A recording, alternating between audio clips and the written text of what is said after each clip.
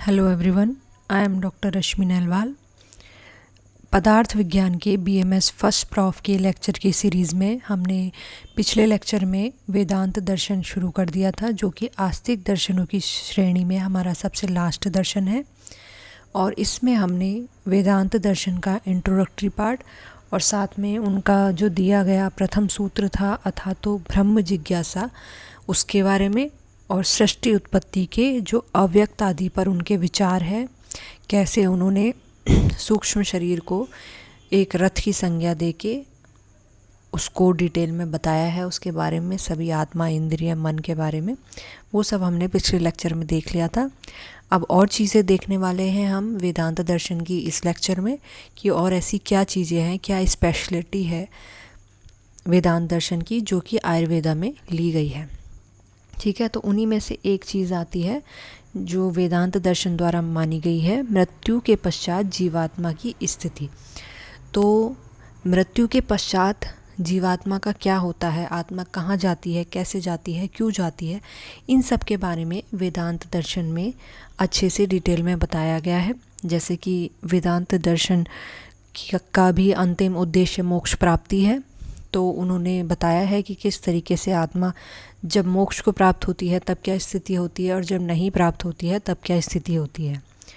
तो बेसिकली इसमें बताया है कि जब भी शरीर की मृत्यु होती है, जो स्थूल शरीर हमें दिख रहा है, जब भी किसी व्यक्ति की मृत्यु होती है तो उसकी जो आत्मा है, तो वो आत्मा जो कि स्थूल शरीर से निकल जाती है तो वो सूक्ष्म शरीर के रूप में होती है।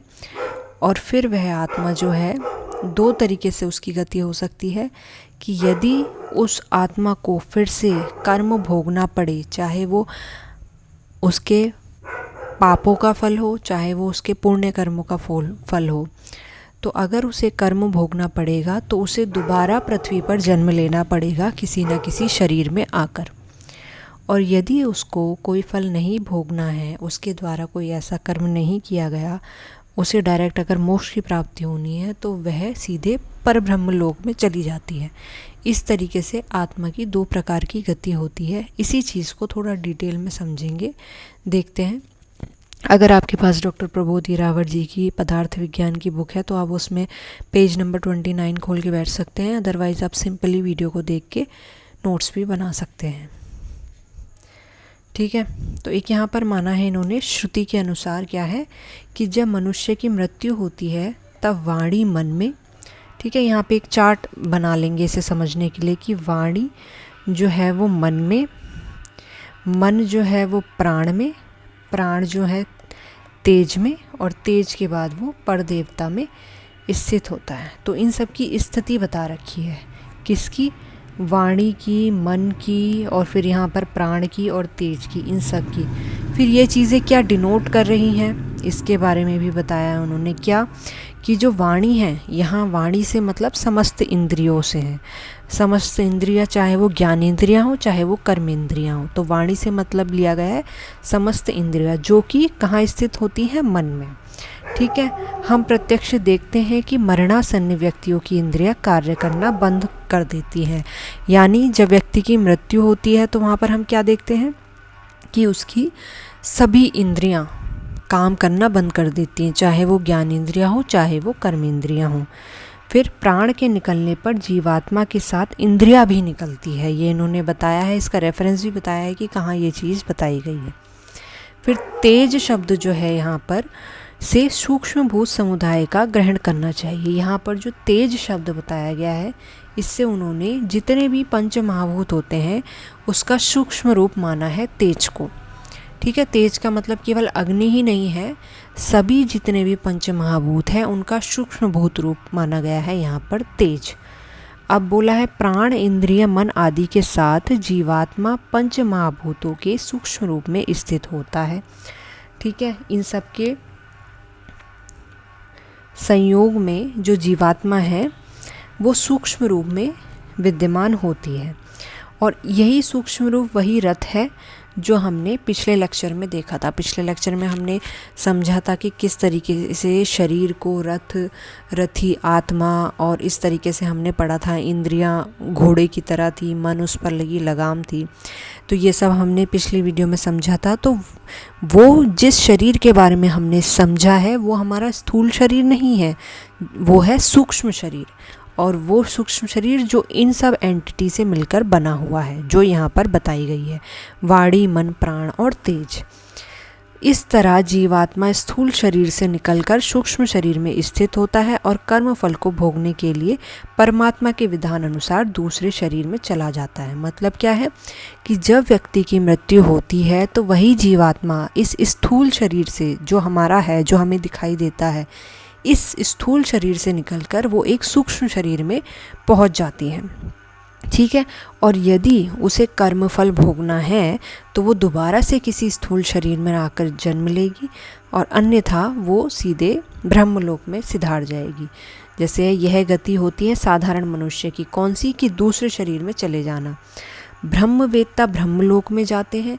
ज्ञानी महापुरुष जो है मोक्ष नाड़ी का आश्रय लेकर सूर्य की रश्मियों द्वारा, रश्मियों का मतलब होता है किरणें, सूर्य लोक में चला जाता है और वहाँ से ब्रह्मलोक में जाता है और उसका पुनर्जन्म नहीं होता।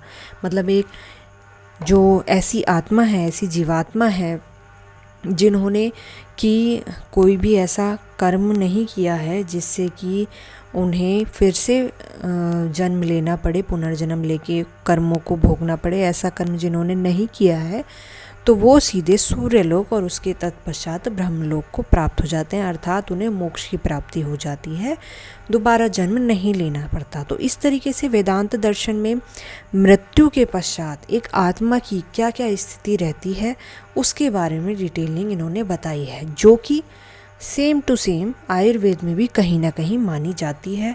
आप जब संहिताओं के अध्ययन में आएंगे तो कहीं ना कहीं आपको जहाँ भी आत्मा की बात होगी या कुछ बात होगी तो इससे सिमिलर कुछ ना कुछ बातें आपको वहाँ देखने को मिलेंगी।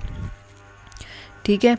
इसके बाद आता है आपका विवर्तवाद। विवर्तवाद भी छोटी टिप्पणी में भी पूछा जा सकता है और काफ़ी इम्पोर्टेंट टॉपिक है।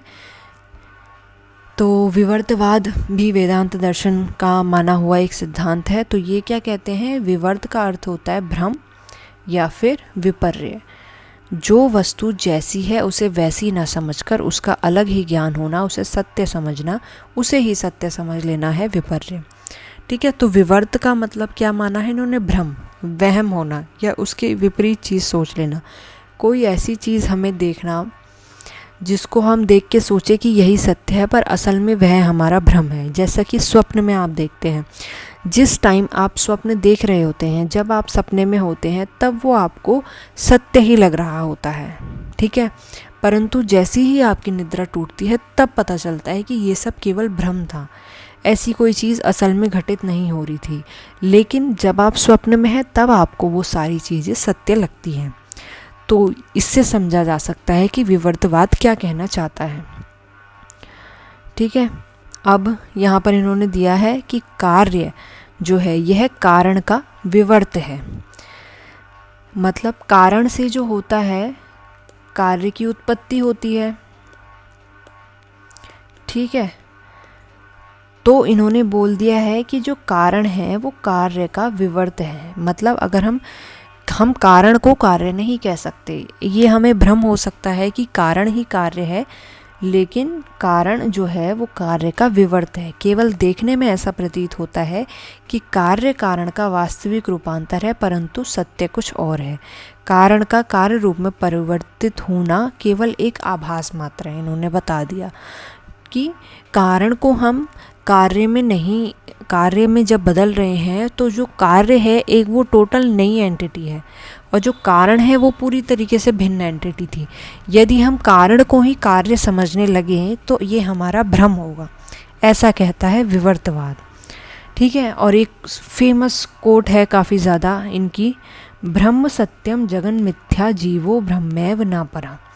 इस कोट से पता चलता है कि इन्होंने माना है कि विश्व ब्रह्म का रूपांतर ना होकर केवल विवर्त ब्रह्म मात्र है। मतलब ये दर्शन ये कहना चाह रहा है कि जितनी भी विश्व में घटनाएं हो रही हैं, जो भी हमें आसपास दिख रही हैं, वो भी हमारा एक स्वप्न की भांति भ्रम ही है। जिस दिन हमारा स्वप्न टूटेगा, जिस दिन हमारा भ्रम टूटेगा, उस दिन हमें ज्ञान हो जाएगा कि सत्य क्या है। इस समय जिस भी हम जगत में रह रहे हैं वो एक स्वप्न की भांति भ्रम मात्र है। यही कहना चाहता है ब्रह्म सत्यम जगन मिथ्या। और जिस दिन हमें ज्ञान हो जाएगा, उस दिन हमारा ये भ्रम और ये स्वप्न टूटेगा। उस दिन हमें पता चलेगा कि जीवन का असली उद्देश्य क्या है। ऐसा मानता है वेदांत दर्शन।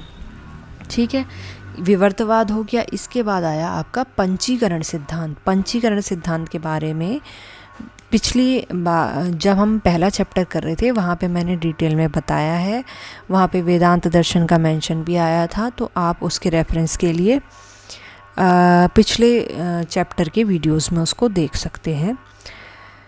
तो एक हल्का सा इसमें हिंट दिया है कि पंचीकरण सिद्धांत के अनुसार जिस महाभूत का निर्माण होना होता है उसमें उसका आधा सूक्ष्म महाभूत होता है और शेष आधा भाग अन्य 4 सूक्ष्म महाभूतों का होता है। 1/8 1/8 मतलब बेसिकली क्विक अगर हम इसे देखना चाहें तो हम ये कह सकते हैं कि अगर कोई भी एक महाभूत बना हुआ है, मान लीजिए कि ये पृथ्वी महाभूत है ये पूरा का पूरा, तो इसमें जो पृथ्वी महाभूत का हिस्सा है वो तो आ जाएगा आपका 50%।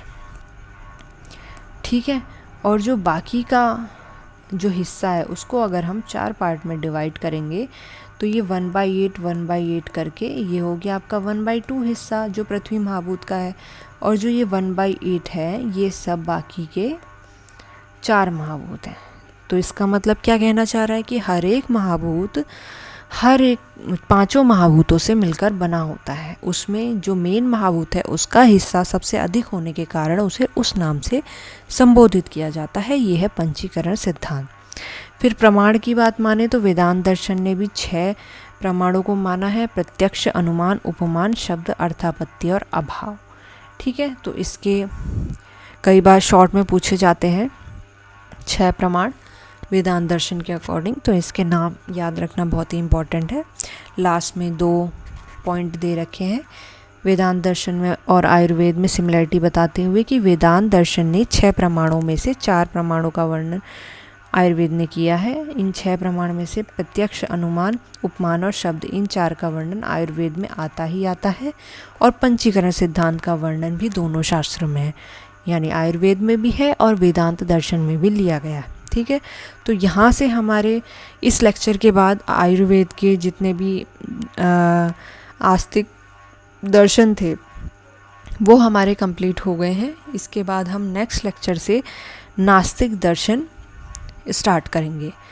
तो मैं आप सभी से बोलना चाहूँगी कि आप अगर मेरी वीडियो आपने देखना स्टार्ट कर दिया है तो मैं रेगुलर बेसिस पे वीडियो अपलोड करने की कोशिश करती हूँ हमेशा। तो आप अपने एग्ज़ाम की तैयारी के पॉइंट ऑफ व्यू से सारी वीडियोस के रेगुलर टच में रहें और उन्हें डेली के डेली रिवाइज़ करते रहें अच्छे से।